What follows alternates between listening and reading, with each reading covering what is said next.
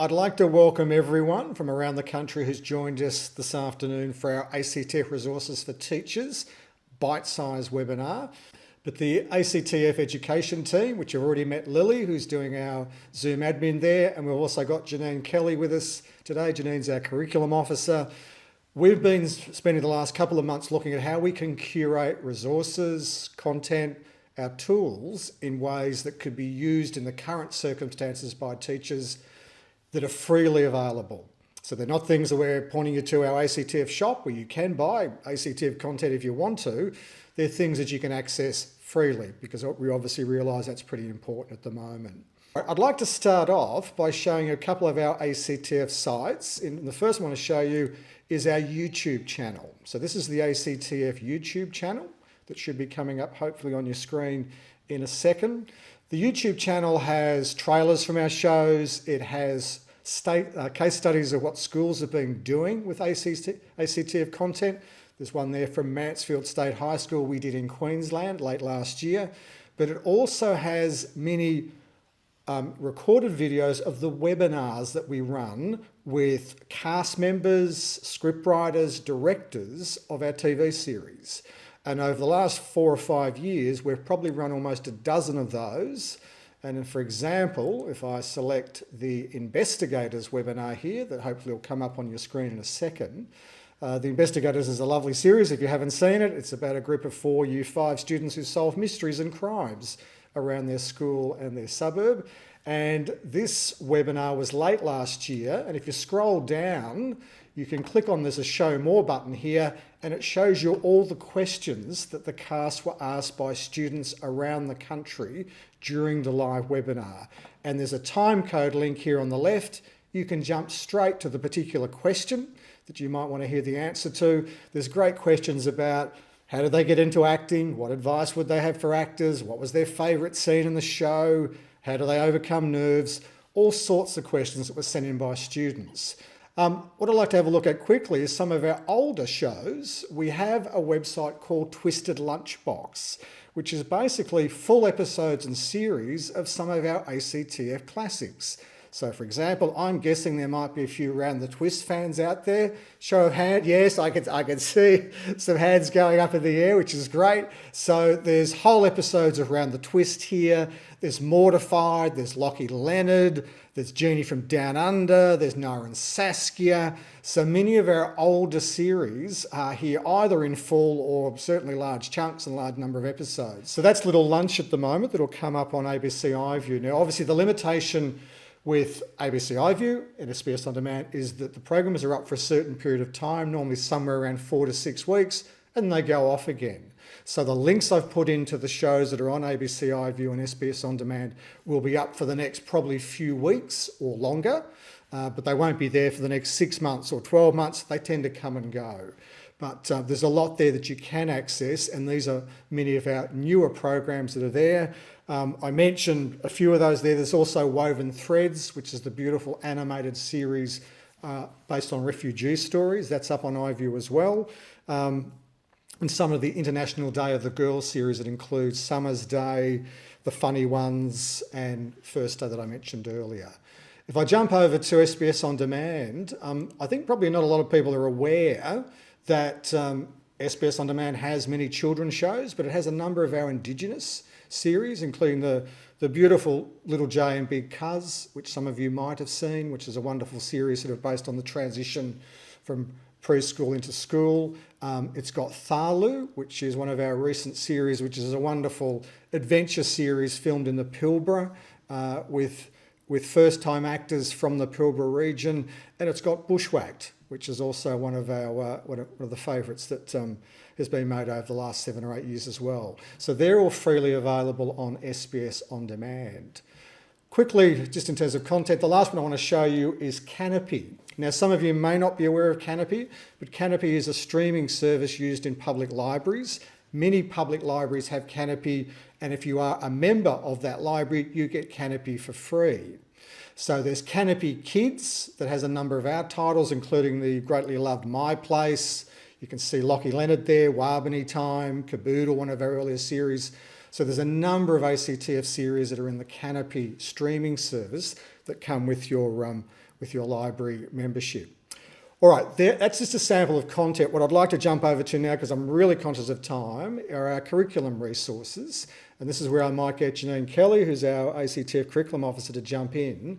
What I've just brought up there, hopefully it's coming up, these are our teaching toolkits or study guides that are freely available to download from the ACTF website. So Janine, I might get you maybe just to give a quick overview of what's available here for teachers. Sure, thanks Peter, and hi everybody. It's nice to have you all here today. So my role at the ACTF, as Peter said, is curriculum officer. I have a great job. I'm an ex-primary teacher, but now I work watching our series and figuring out how a teacher might use those in the classroom. So the most recent resource that you'll see up on our website was a field guide to being a 12-year-old girl, which we've kind of, it's a great short film to use for identity. I kind of published this one at the start of the year thinking that it would be a great resource for Year 7 teachers to be using. And it's got a lot of audience and purpose type of discussion in there as well, linked to English, media arts, the capabilities. We do have a few resources coming out, including one probably coming out tomorrow, I think. The designer's finished his job with it and it just has to go up on our website, and that's a free teaching toolkit for the Inbestigators, which Peter has mentioned earlier. The Inbestigators is made by the same people as Little Lunch, so it's a similar kind of documentary format, the same kind of great humour, also filmed in Melbourne like Little Lunch. For this resource, I've really gone down the mystery genre avenue. So there are 10 tasks in there, 10 kind of lesson length tasks about the mystery genre. We've got things like mystery vocabulary, using objective language, like Morty, the character, does in her reporting. Lessons on making inferences and writing, students writing their own inferences, audience and purpose for the mystery genre, and it finishes up with students planning their own mystery. So I've mapped that for years 3 to 6, and links are in there for English, critical and creative thinking, and personal and social capability. So as I said, look out on our site and social media and stuff, because that should be coming in the next day or two. The next one that's coming out is First Day. As Peter mentioned, First Day was a film that was released about 18 months ago about a transgender girl studying high school. That film was since kind of fleshed out into a full-part TV series, which is currently available on Eyeview.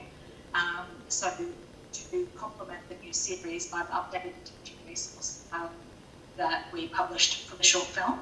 This has tasks relevant to the Year 6-7 transition, so themes like inclusivity, identity, relationships and well-being. And again, it's that same kind of size, about 10 lesson plans in there and curriculum links for you as well. The last one that we'll be publishing within the next month or so is the a teaching toolkit for the unlisted, which is a series that was shown on Eyeview here and also on Netflix. So it's kind of for an older crowd. It's upper primary upwards, but more, I would say, more a high school series.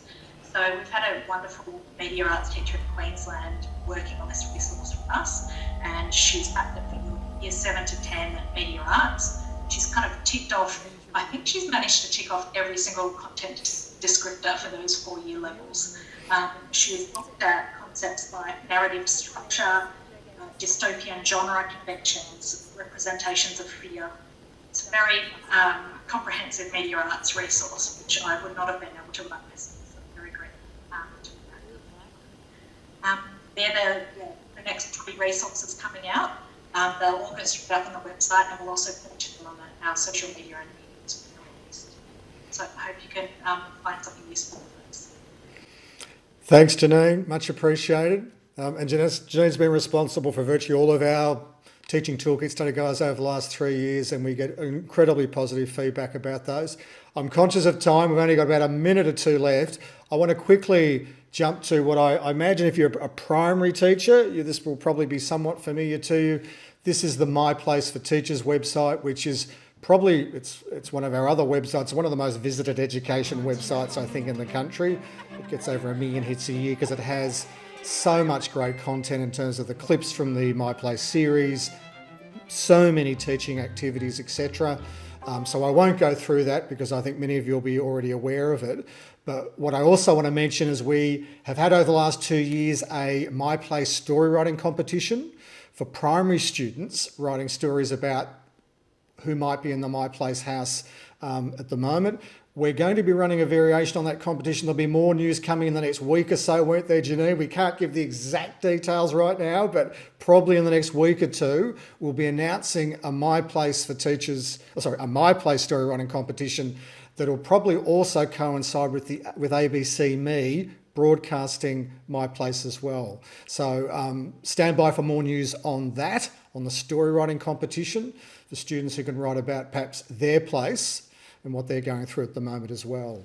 I also just want to jump back quickly to the home learning page. Janine has been doing a lot of work in this area around activities and bite-sized activities that can be used in a home learning context. Some of them are things that I've already mentioned, but others, there's a whole lot of things here in terms of activities that can be done.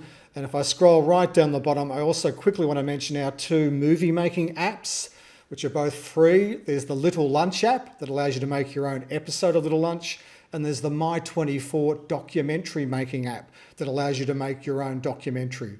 But shoot us an email at education@actf.com.au if you'd like to follow up with any particular questions, because we're keen to support you. We know you're juggling a lot at the moment, so any way we can help, we'll certainly try to. So thank you so much to everyone who's joined us from around the country, and we hope to run a number of these over the next few weeks and months coming. But thanks for your participation today, and we hope what we've provided will be useful for you in the classroom.